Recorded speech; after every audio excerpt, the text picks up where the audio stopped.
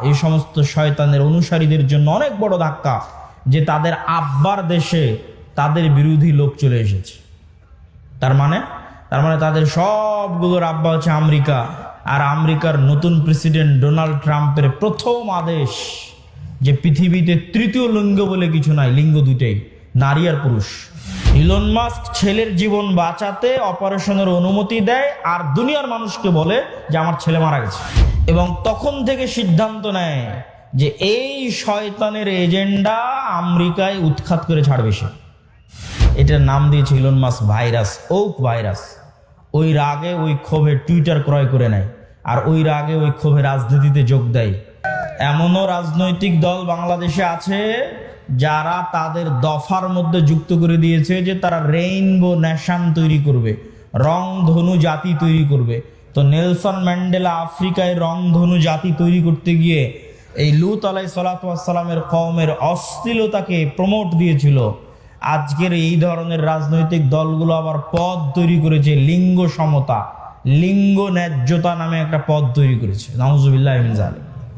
এর প্রত্যেকটার পিছনের উদ্দেশ্য হচ্ছে ইবলিসের যে স্কিম আছে, শয়তানের যে পদক্ষেপ আছে সেটা বাস্তবায়ন করা। তবে হ্যাঁ, তাদের জন্য অনেক বড় ধাক্কা, এই সমস্ত শয়তানের অনুসারীদের জন্য অনেক বড় ধাক্কা যে তাদের আব্বার দেশে তাদের বিরোধী লোক চলে এসেছে। তার মানে তাদের সবগুলোর আব্বা হচ্ছে আমেরিকা, আর আমেরিকার নতুন প্রেসিডেন্ট ডোনাল্ড ট্রাম্পের প্রথম আদেশ যে পৃথিবীতে তৃতীয় লিঙ্গ বলে কিছু নাই, লিঙ্গ দুইটাই, নারী আর পুরুষ। আমেরিকার জন্য ডোনাল্ড ট্রাম্পের প্রথম আদেশ। তো এত ভয়ঙ্কর আদেশ হওয়ার কারণ, এটার প্রেক্ষাপটও আপনাদের জানা থাকা উচিত। এই সমস্ত যে রাজনৈতিক দলগুলো আছে এদেরকে উত্তর দেওয়ার জন্য জানা থাকা উচিত। সেটা হচ্ছে ইলন মাস্ক। ইলন মাস্কের নিজের সন্তান তার বাপকে বলছে, ইলন মাস্কের নিজের সন্তান তার বাপকে বলছে, আমাকে যদি অপারেশন করে ছেলে থেকে মেয়েতে রূপান্তর না করা হয় আমি আত্মহত্যা করব। নাউজুবিল্লাহি মিন যালিক। ইলন মাস্ক ছেলের জীবন বাঁচাতে অপারেশনের অনুমতি দেয় আর দুনিয়ার মানুষকে বলে যে আমার ছেলে মারা গেছে, এবং তখন থেকে সিদ্ধান্ত নেয় যে এই শয়তানের এজেন্ডা আমেরিকায় উৎখাত করে ছাড়বে সে। এই যে ক্ষোভ, তার যে কষ্ট, যে সন্তান বাপের সামনে যদি এই ধরনের কথা বলে বাপের কি রকমের কষ্ট হতে পারে, এটার নাম দিয়েছে ইলন মাস্ক ভাইরাস, ওক ভাইরাস। ওই রাগে ওই ক্ষোভে টুইটার ক্রয় করে নেয়, আর ওই রাগে ওই ক্ষোভে রাজনীতিতে যোগ দেয় এবং ডোনাল্ড ট্রাম্পের সাথে যুক্ত হয়। এই জন্য ডোনাল্ড ট্রাম্প ক্ষমতায় এসে প্রথম অধ্যাদেশ জারি করেছে, কোনো তৃতীয় লিঙ্গ বলে কিছু নাই, হয় নারী আর পুরুষ, এর বাইরে আর কিছু নাই, কোনো ট্রান্সজেন্ডার নাই, কিচ্ছু না। এখান থেকে আমাদের শিক্ষা নেওয়ার আছে যে আমাদের দেশে যারা অতি সেকুলার হয়ে, অতি উদার হয়ে মুসলিম দেশে রাজনীতি করবে, অথচ রেইনবো নেশনের নামে রাজনীতি করবে, লিঙ্গ সমতার নামে পদ তৈরি করে রাজনীতি করবে, এদের রাজনীতি করার অধিকার বাংলাদেশে নাই।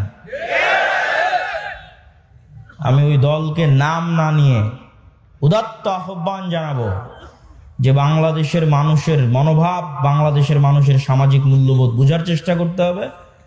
আল্লাহর চেয়ে শক্তিশালী কেউ নয়। আদ সামুদ জাতি ধ্বংস হয়ে গেছে, নূহ আলাইহিসসালাতু ওয়াসসালামের কওম, লূত আলাইহিসসালাতু ওয়াসসালামের কওম ধ্বংস হয়ে গেছে। অশ্লীলতা ছড়াতে চাইলে ধ্বংস হয়ে যেতে হবে।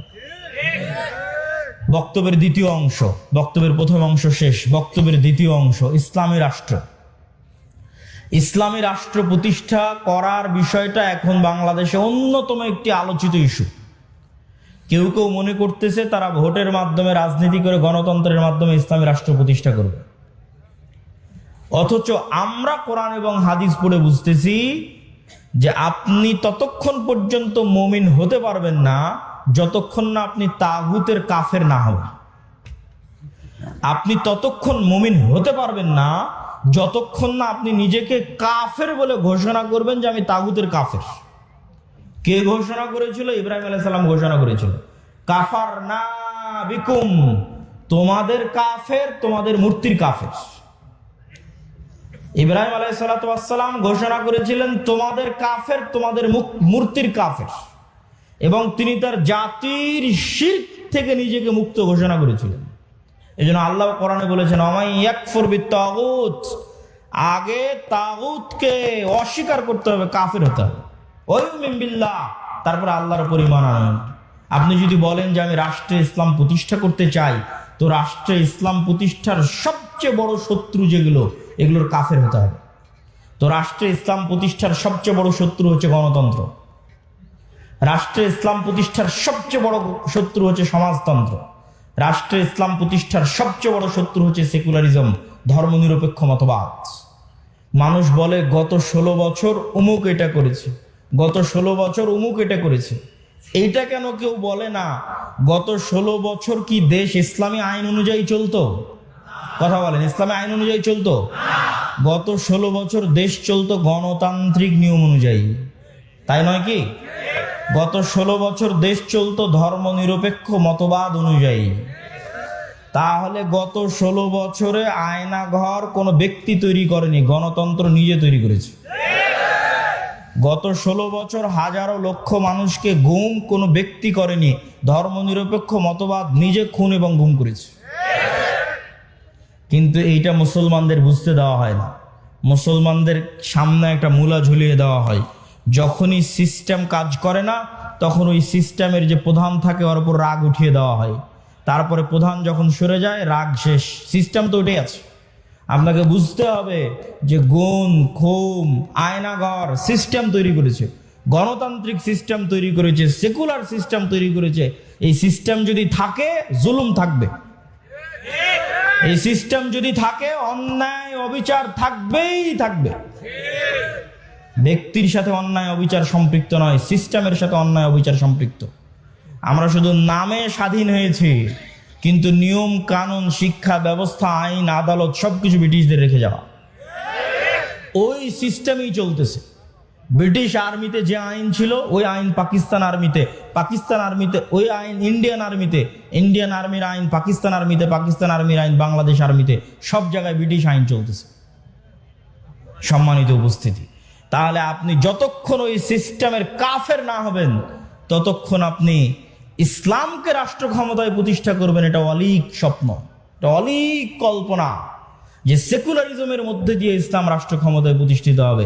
বিকৃত ইসলাম প্রতিষ্ঠিত হতে পারে, কম্প্রোমাইজড ইসলাম প্রতিষ্ঠিত হতে পারে, অবিকৃত শক্তিশালী ইসলাম কখনো এই সমস্ত তন্ত্রমন্ত্র দিয়ে প্রতিষ্ঠিত হবে না, যে তন্ত্রমন্ত্রকে তৈরি করা হয়েছে ইসলাম যেন রাষ্ট্র ক্ষমতায় যেতে না পারে তার জন্য।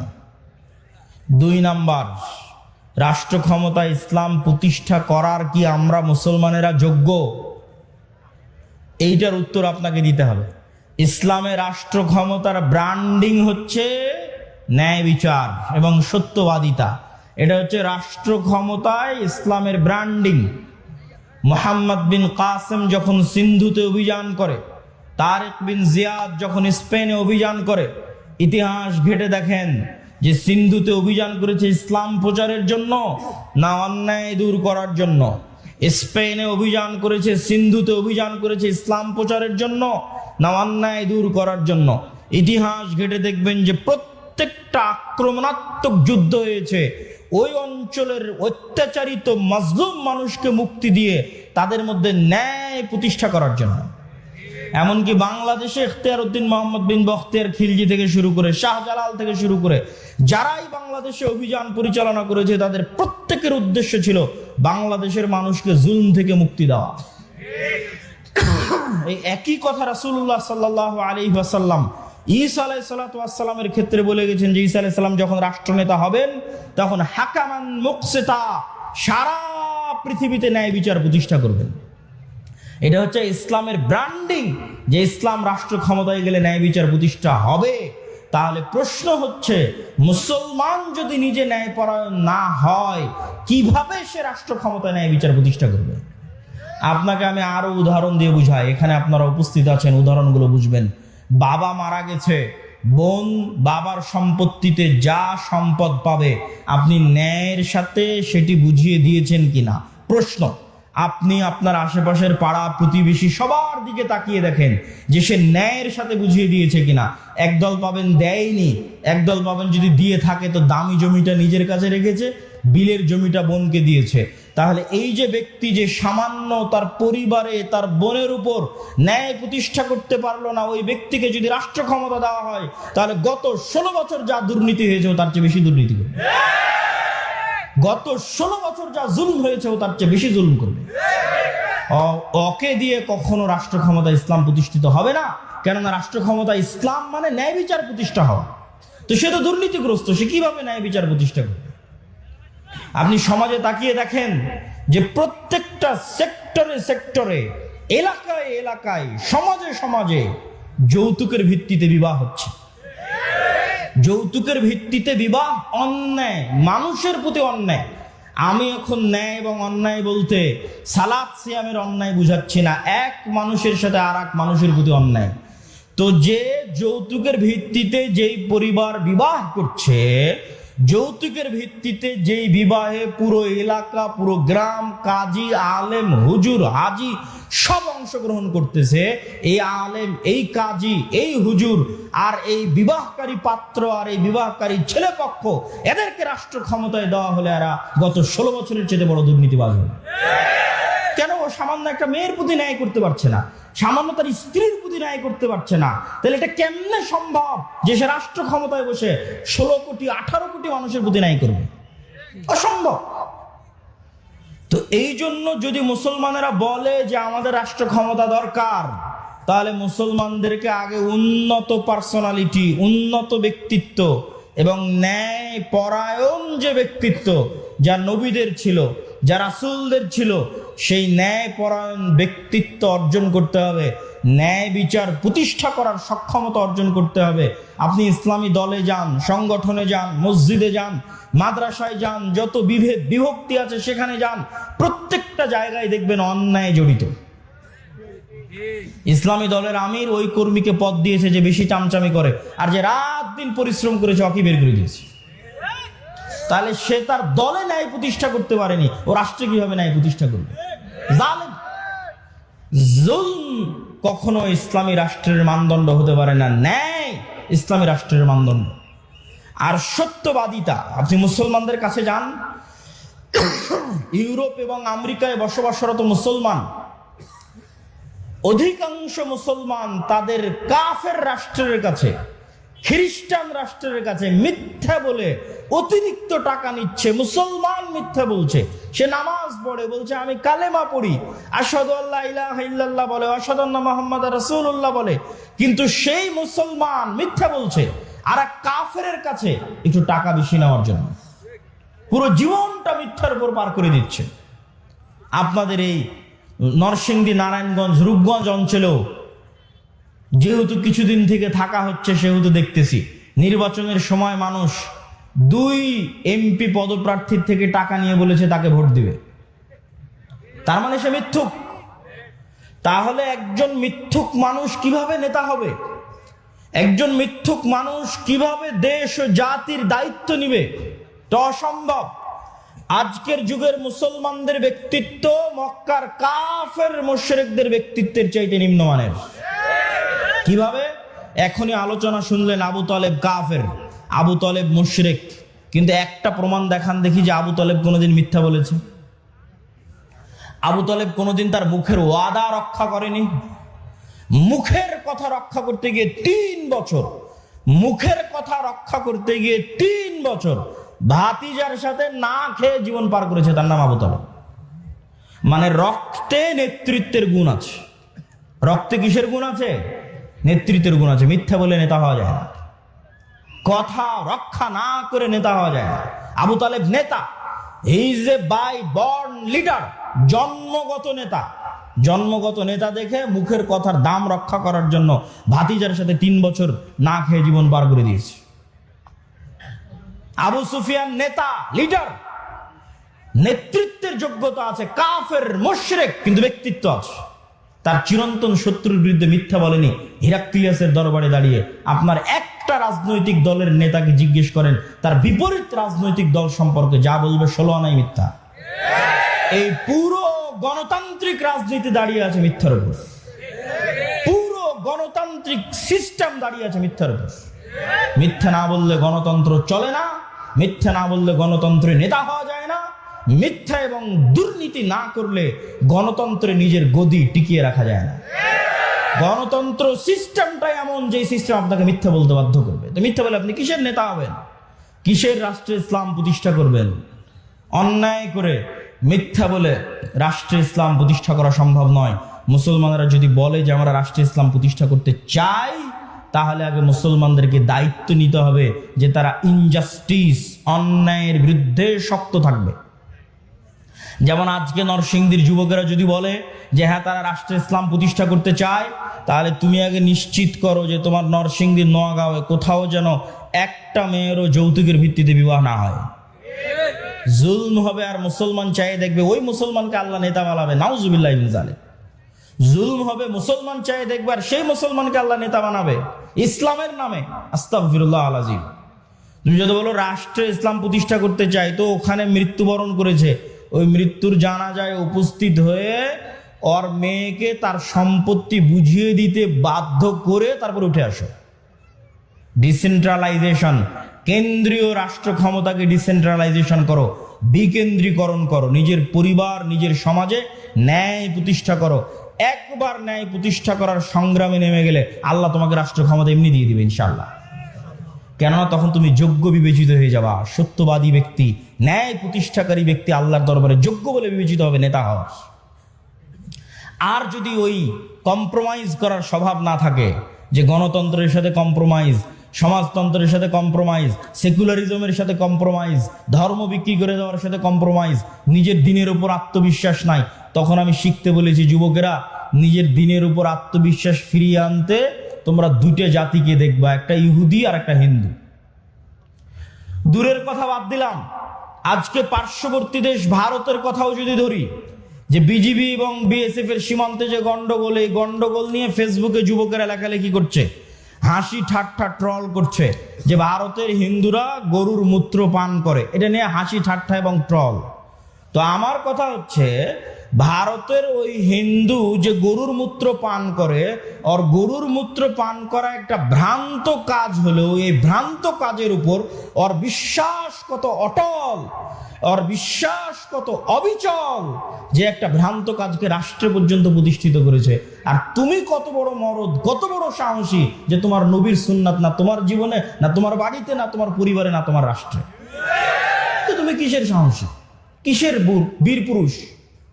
বীর পুরুষ সেই যে তার নিজের দিনের উপর অটল। ইহুদিদেরকে দেখে আসো যে তার দিনের কোনো একটা বিষয়ে ছাড় দেয় কিনা। সারা পৃথিবীতে সুদী অর্থনীতির গুরু তারা, অথচ নিজেরা কোনোদিন সুদ নেয় না, নিজেরা কোনোদিন সুদী লেনদেন করে না। কেন? তারা জানে সুদ মানুষকে গোলাম বানায়, সুদ মানুষকে কৃতদাস বানায়। আল্লাহর নবী নিজে সুদ মানুষকে যে গোলাম বানায়, কৃতদাস বানায়, তার দলিল দিয়ে গেছে। আপনি বলবেন কিভাবে, কোথায় দলিল? জি আমি দলিল দেখাচ্ছি। তার আগে বলে নেই, বাংলাদেশের মুসলমানদের সমাজগুলোতে যদি যাবেন, তাহলে এনজিও আর ক্ষুদ্র ঋণে পরিপূর্ণ। তাহলে এই যে এনজিওর মাধ্যমে কিস্তির ভিত্তিতে ক্ষুদ্র ঋণে যুক্ত হয়ে গেছে, ও গোলাম হয়ে গেছে। ও জীবনে কোনোদিন আর নেতা হতে পারবে না, কোনোদিন না। কিভাবে গোলাম হয়ে গেছে? রাসূলুল্লাহ সাল্লাল্লাহু আলাইহি ওয়াসাল্লাম যখনই দোয়া করতেন, আল্লাহর কাছে পরিত্রাণ চাইতেন কর্জ থেকে, আল্লাহুম্মা ইন্নী আউযু বিকা মিনাল মা'সামি ওয়াল মাগরাম, আল্লাহ কর্জ থেকে পরিত্রাণ চাই।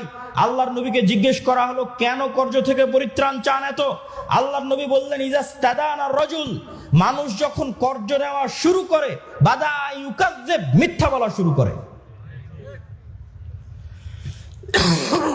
আল্লাহর নবী বললেন, যখনই কর্জ নেওয়া শুরু করে, মিথ্যা বলা শুরু করে, 1 টাকা 10 টাকা 15 টাকা 20 টাকা কর্জ নিয়েছে, পরের দিন টাকা চাইতে যাবে, মিথ্যা বলবে। মিথ্যা বলবে না? মিথ্যা বলবে। নিজে মিথ্যা বলবে, তার পরিবারকে মিথ্যা বলাবে, তার ছেলে মেয়েকে মিথ্যা বলাবে, তার স্ত্রীকে মিথ্যা বলাবে। পুরো একটা পরিবার মিথ্যার উপর গড়ে উঠতেছে। আর শুরুতেই প্রমাণ করে দিয়েছি যে মিথ্যা বলেও নেতা হয়। আবু তালেব মিথ্যা বলতো, আবু সুফিয়ান মিথ্যা বলতো, কাফের মুশরিক অবস্থায় মিথ্যা বলেনি। নেতা, তার নাম নেতা। যে মিথ্যা বলে সে কোশ্চিন কালো নেতা হতে পারে না, আল্লাহ কখনো তাকে নেতা বানাবে না। তাহলে কর্জ নেওয়া মানে মিথ্যা বলা শুরু, পুরো একটা পরিবার যখন মিথ্যার উপর চলে, তখন ওই পরিবার থেকে কোশ্চেন কালো না তারেক বিন জিয়াদের জন্ম হবে, না ওমর ইবনুল খাত্তাবের জন্ম হবে, না মোহাম্মদ বিন কাসেমের জন্ম হবে, নেতার জন্ম হবে, না গোলামের জন্ম হবে, কৃতদাসের জন্ম হবে। সম্মানিত উপস্থিতি, এই জন্য যুবকদেরকে শক্ত হতে হবে, নিজের দিনের উপর কট্টর, নিজের দিনের উপর সেলফ কনফিডেন্ট, আত্মবিশ্বাসী হতে হবে। এবং আত্মবিশ্বাসী হয়ে সমাজ থেকে, পরিবার থেকে যত অন্যায় অনাচার অবিচার আছে, এই অন্যায় অনাচার অবিচারের বিরুদ্ধে আন্দোলন গড়ে তুলতে হবে।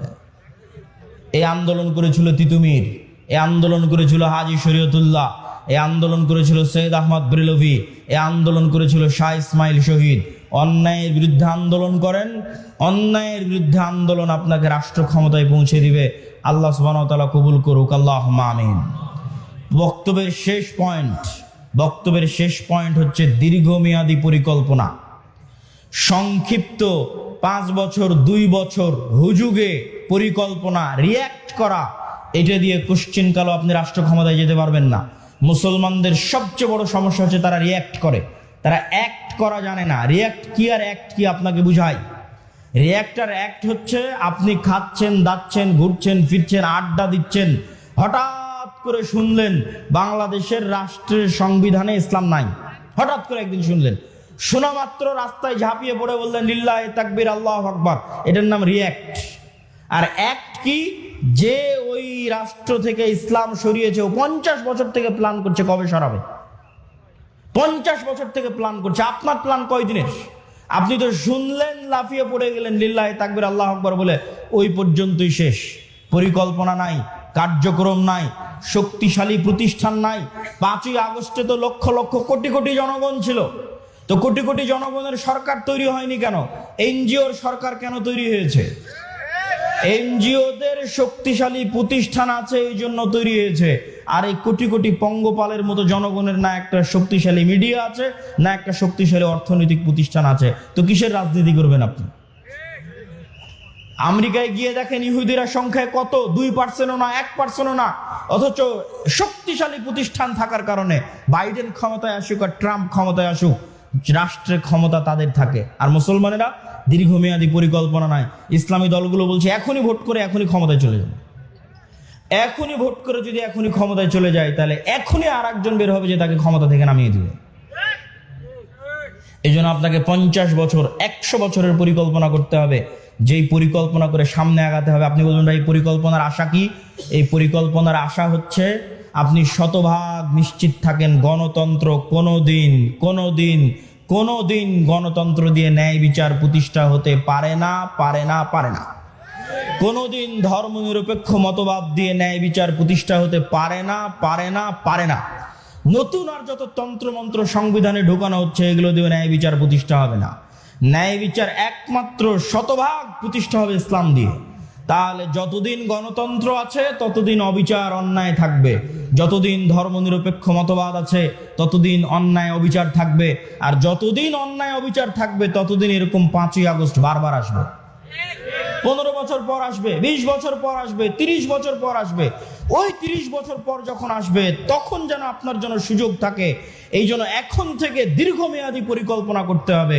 এই দীর্ঘমেয়াদী পরিকল্পনায় হবে মুসলিম উম্মার নাজাতের মাধ্যম, বাংলাদেশের মুসলমানদের নাজাতের মাধ্যম। আল্লাহ সুবহানাহু ওয়া তাআলা কবুল করুক, আল্লাহুম্মা আমিন। আমরা আমাদের চোখের সামনে দেখতে পাচ্ছি যে বর্তমান পৃথিবীর সবচেয়ে শক্তিশালী রাষ্ট্র আমেরিকা, যার কাছে ফায়ার সার্ভিস, আগুনকে কন্ট্রোল করার পৃথিবীর সকল উন্নত প্রযুক্তি আছে, এবং এই সকল উন্নত প্রযুক্তির সর্বোচ্চ ব্যবহার, তথা এক জায়গায় আগুন লাগলে যত কর্মী নিয়োগ করা হয়, তো পুরো রাষ্ট্রে আগুন লাগলে যত কর্মী নিয়োগ করা হবে, তার সকল কর্মী, সকল ব্যবস্থাপনা এক ছোট্ট আগুন নিভানোর জন্য ব্যয় করা হয়েছে। গত 10-15 দিন অতিক্রম হয়েছে, এখন পর্যন্ত আগুনকে নিয়ন্ত্রণ করা সম্ভব হয়নি, যার মাধ্যমে আল্লাহ সুবহানাহু ওয়া তাআলা প্রমাণ করে দিয়েছেন যে আল্লাহ সুবহানাহু ওয়া তাআলা এখনো তার আযাব এবং তার গজব পাঠাতে সক্ষম। এবং এই কথাই আল্লাহ সুবহানাহু ওয়া তাআলা কোরআন মাজিদে বলেছেন, আফা আমিনা আহলুল কুরা আন ইয়াতিয়াহুম বাসুনা বায়াতান ওয়া হুম নাইমুন। আজকের যুগে মানুষ কি নিরাপদ হয়ে গেল? ঢাকাবাসী, দুবাইবাসী, সিঙ্গাপুরবাসী, আমেরিকা, ইসরায়েলবাসী কি নিজেদেরকে নিরাপদ মনে করে নিল? যে অত্যাধুনিক প্রযুক্তির যুগে যখন জানা যায় কখন বৃষ্টি হবে, যখন জানা যায় কোথায় ঝড় তৈরি হচ্ছে, কত কিলোমিটার বেগে কোন দিক দিয়ে সেই ঝড়টা অতিক্রম করবে, যখন ফায়ার সার্ভিস থেকে শুরু করে সকল দুর্যোগ মোকাবেলা করার মানুষ নিজের কাছে সরঞ্জামাদি অত্যাধুনিক ব্যবস্থাপনা তৈরি করে নিয়েছে, তার দ্বারা কি মানুষ মনে করে নিয়েছে যে আল্লাহর আযাব আর গজব আর আসবে না?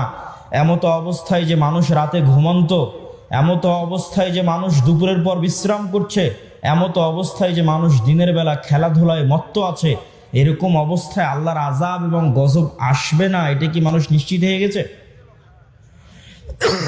যদি মানুষ নিশ্চিত হয়ে গিয়ে থাকে, তাহলে আল্লাহ সুবহানাহু ওয়া তাআলা এবার নিদর্শন দিচ্ছে যে অতীতে আল্লাহ আমাদের চেয়ে শক্তিশালী জাতিদেরকে ধ্বংস করে দিয়েছে। অতীতে আল্লাহ নিজে বলছেন, আল্লাহ সুবহানাহু ওয়া তাআলা পবিত্র কোরআন মাজিদে বলেন, ওয়া কুল্লান আখাযনা বিযামবিহি, অতীতের আমি যত শহর, নগর, বন্দর ধ্বংস করে দিয়েছি সবগুলো ধ্বংস করেছি পাপের কারণে।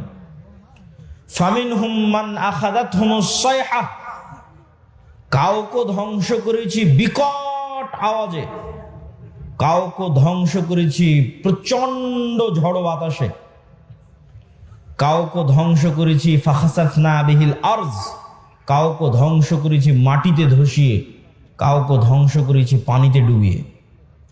আল্লাহ সুবহানাহু ওয়া তাআলা আরো বলেন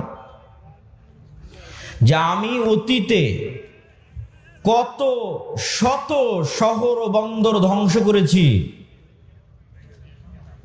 যারা অহংকারী হয়ে গেছিল, বাতিরাত মাঈশাতাহা, যাদের উন্নত লাইফস্টাইল, উন্নত জীবনযাপন, উন্নত সভ্যতা তাদেরকে অহংকারী করে তুলেছিল। তো তাদের ওই উন্নত শহর, উন্নত প্রযুক্তি, উন্নত সভ্যতাকে এমনভাবে ধ্বংস করে দিয়েছি যে তাদের ওই বসবাস করার জায়গা আর পরবর্তীতে বসবাসের যোগ্যই থাকেনি। আজকের যদি দুবাইয়ের উদাহরণ নেন, তো আল্লাহ অতীতের এরকম বহু দুবাই ধ্বংস করে দিয়েছে। আজকের যদি লস অ্যাঞ্জেলসের উদাহরণ নেন, তো এরকম বহু লস অ্যাঞ্জেলস আল্লাহ অতীতে ধ্বংস করে দিয়েছে, যেখানে উন্নত লাইফস্টাইল ছিল, যেখানেও একটা ফ্ল্যাট এবং একটা প্লট ক্রয় করার জন্য মানুষ কোটি কোটি টাকা ব্যয় করত। কিন্তু আল্লাহ বলছে আমি কেমন ভাবে ধ্বংস করেছি, যে আর পরবর্তীতে বসবাসেরই যোগ্য থাকেনি, এইভাবে ধ্বংস করে দিয়েছে। সম্মানিত উপস্থিতি, আল্লাহ সুবহানাহু ওয়া তাআলা কোরআন মাজিদে অতীতে কয়েকটা কওমের ধ্বংসের বিবরণ দিয়েছেন। আমি সংক্ষিপ্তভাবে আপনাদের সামনে তুলে ধরব। নূহ আলাইহিস সালাতু ওয়াস সালামের কওমের ধ্বংসের বিবরণ দিয়েছেন, লূত আলাইহিস সালাতু ওয়াস সালামের কওমের ধ্বংসের বিবরণ দিয়েছেন, আদ জাতির ধ্বংসের বিবরণ দিয়েছেন, সামুদ জাতির ধ্বংসের বিবরণ দিয়েছেন, ফেরাউনের ধ্বংসের বিবরণ দিয়েছেন, কারুনের ধ্বংসের বিবরণ দিয়েছেন। নূহ আলাইহিস সালাতু ওয়াস সালামকে আল্লাহ সুবহানাহু ওয়া তাআলা তার কওমের নিকটে পাঠিয়েছিলেন তাওহীদের দাওয়াত নিয়ে, আর তিনি দাওয়াতি কাজ করেছেন 50 বছর কম 1000 বছর, আলফা সানাহ ইল্লা 50। কোরআনের আয়াত যে 1000 বছর দাওয়াতি কাজ করেছে, 50 বছর কম, 950 বছর।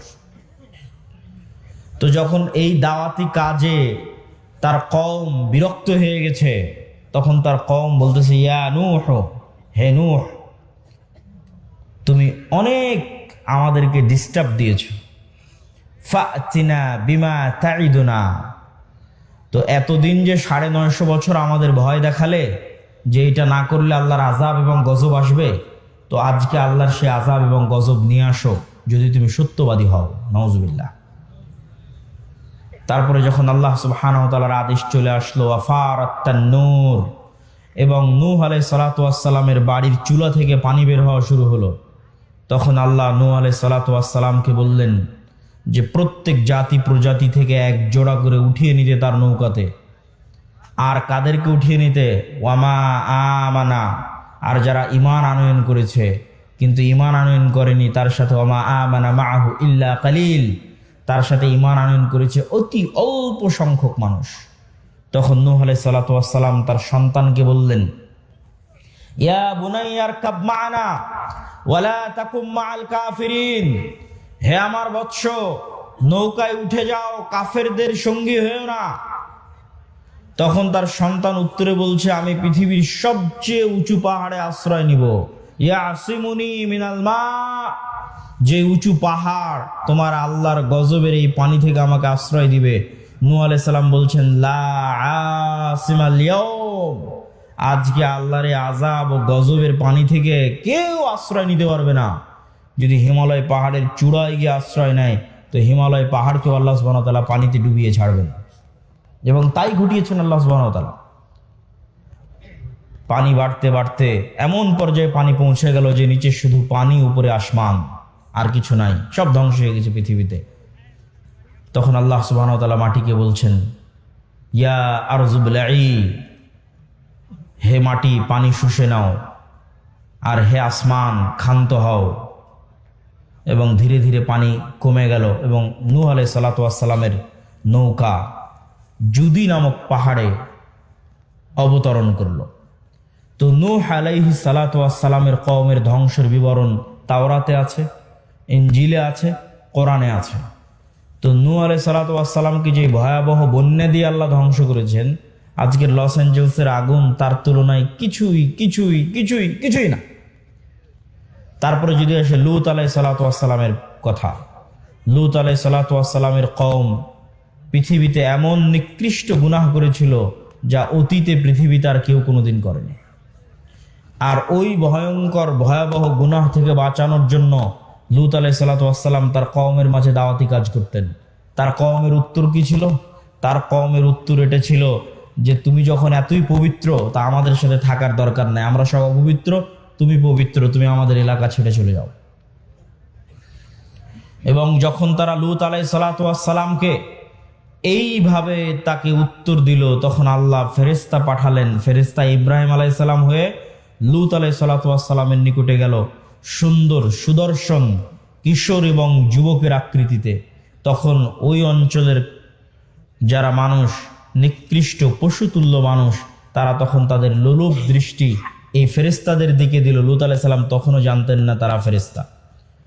তখন লূত আলাইহিস সালাতু ওয়াস সালাম ভয় পেয়ে গেলেন, আলাইসা মিনকুম রাজুলুর রাশীদ, তোমাদের মধ্যে কি একজনও পবিত্র মানুষ নাই? এবং তিনি আফসোস করে বললেন যে, আমি আশ্রয় গ্রহণ করছি ইলা রুকনিন শাদীদ, তথা আল্লাহর নিকটে আশ্রয় প্রার্থনা করতেছেন। আল্লাহর আশ্রয় ছাড়া আমার বাঁচার জায়গা নাই। আজকে তোমরা আমার মেহমানদের সামনে আমার মেহমানকে তোমরা আজকে অপমান করবা।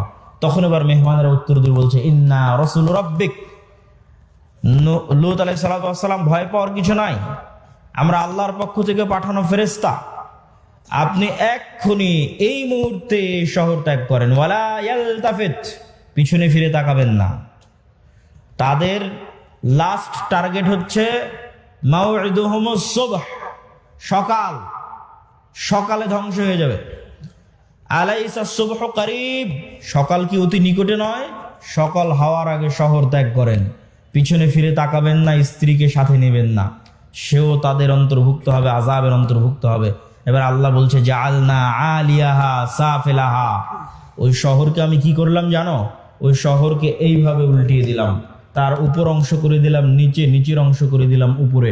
ওয়া আরসালনা আলাইহিম হিজারাতাম মিন সিজিল, আর তাদের উপর পাঠাতে থাকলাম আসমান থেকে আগুনের পাথর বৃষ্টি। আগুনের পাথর বৃষ্টি আসমান থেকে পাঠাতে থাকলাম, শহরকে উল্টিয়ে দিলাম। তো এই যে ভয়ঙ্কর ভয়াবহ গজব আল্লাহ নাজিল করলেন, তার তুলনায় এই লস অ্যাঞ্জেলসের আগুন কিছুই নয়। এবার 3 আদ জাতি, আর আমি আদ জাতির নিকটে পাঠিয়েছি আখাহুম হুদ, তাদের ভাই হুদকে। আমি আদ জাতির নিকটে পাঠিয়েছি হুদ আলাইহিস সালাতু ওয়াস সালামকে। আর এই প্রত্যেক নবীর দাওয়াত কমন ছিল, ইয়া কওমি ইবুদুল্লাহ, হে আমার কওম আল্লাহর ইবাদত করো, আল্লাহ ব্যতীত ইবাদতের যোগ্য কেউ নাই। তো আদ জাতি কি উত্তর দিল?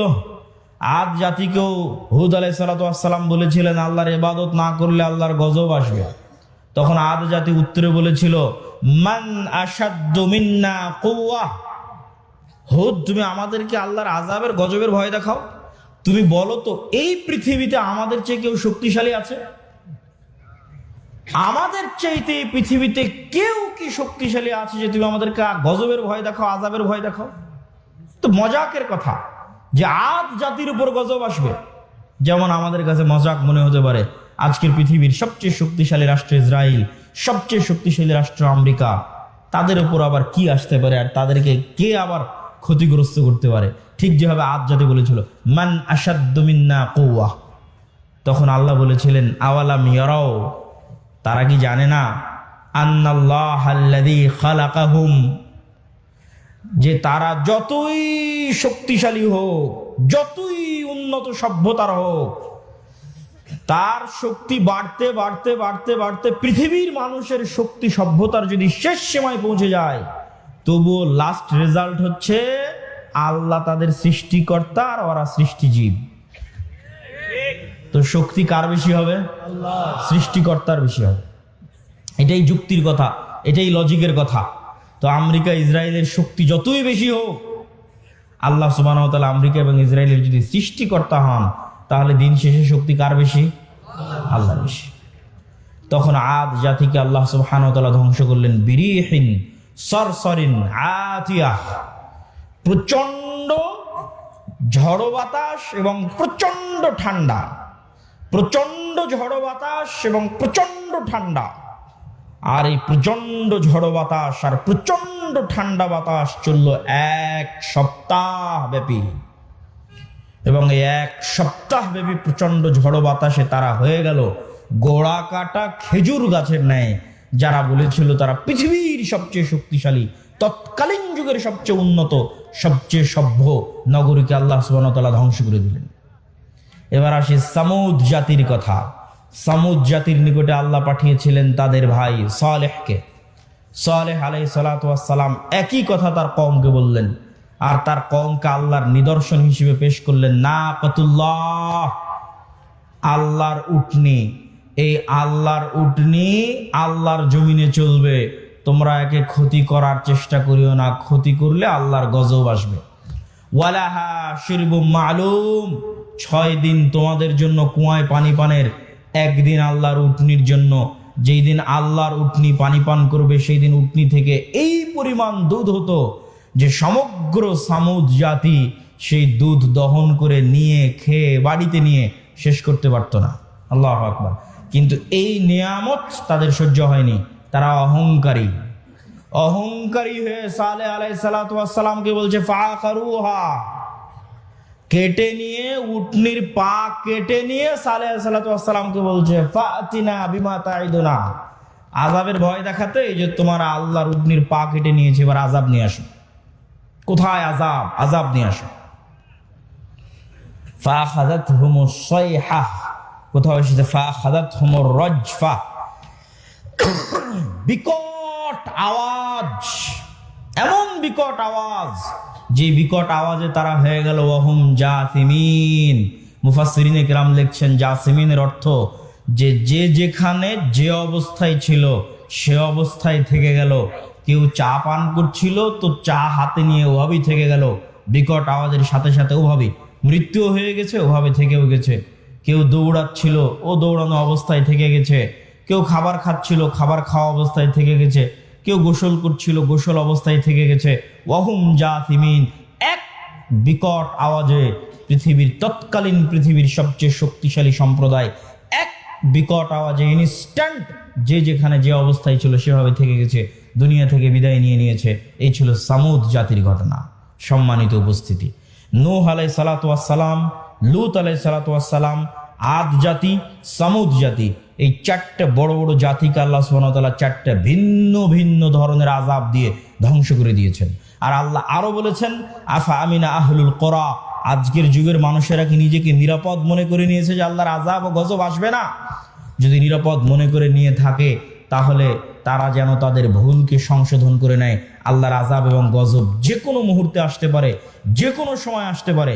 আর লস এঞ্জেলস ক্যালিফোর্নিয়ায় যে আগুন জ্বলতেছে, এরকম আগুনে যদি সারা পৃথিবীও জ্বলে যায় তবুও হক হবে এই জন্য হক হবে যে সারা পৃথিবীর মানুষের চোখের সামনে, সারা পৃথিবীর সকল রাষ্ট্রনেতার সামনে, BBC, CNN, Al Jazeera, TV channel, Facebook, YouTube সব লাইভের সামনে 60,000 নিরস্ত্র নিরীহ মানুষকে গাজায় হত্যা করা হয়েছে। সারা পৃথিবীর সব রাষ্ট্রপ্রধান দেখেছে, সারা পৃথিবীর সব মানুষ দেখেছে। সবার পক্ষে সম্ভব ছিল এই মহা হত্যাযজ্ঞ আটকানোর, কিন্তু তারা এই মহা হত্যাযজ্ঞ আটকাতে যায়নি, আটকানোর চেষ্টা করেনি। তাদেরকে এর জবাব দিতে হবে। এই এক গাজার উপর যে অত্যাচার চালানো হয়েছে, এই অত্যাচারে যদি সমগ্র আমেরিকা, সমগ্র ইউরোপ আর সমগ্র ইসরায়েল জ্বলে পুড়ে যায়, তবু আল্লাহ সুবহানাহু ওয়া তাআলার জন্য এটা হক হবে। এবং আল্লাহ এটা বলেছেন, কোরআনই বলেছেন যে আল্লাহ সুবহানাহু ওয়া তাআলা যখন কোনো শহর ও বন্দর ধ্বংস করেন, তখন আল্লাহ অত্যাচার করেন না, বরং তারা অত্যাচারী ছিল তাই ধ্বংস করে দেন। সম্মানিত উপস্থিতি, এইটি থেকে আমাদের শিক্ষা নিতে হবে, মুসলমানদের শিক্ষা নিতে হবে যে আমরা যে কোনো মুহূর্তে আল্লাহর আযাব এবং গজবের শিকার হতে পারি। যে অশ্লীলতা, যেই বেহায়াপনায় লূত আলাইহিস সালাতু ওয়াস সালামের কওম ধ্বংস হয়েছিল, ওই বেহায়াপনা, ওই অশ্লীলতাও বাংলাদেশে ঢুকানোর চেষ্টা করতেছে শয়তানের দোসরেরা।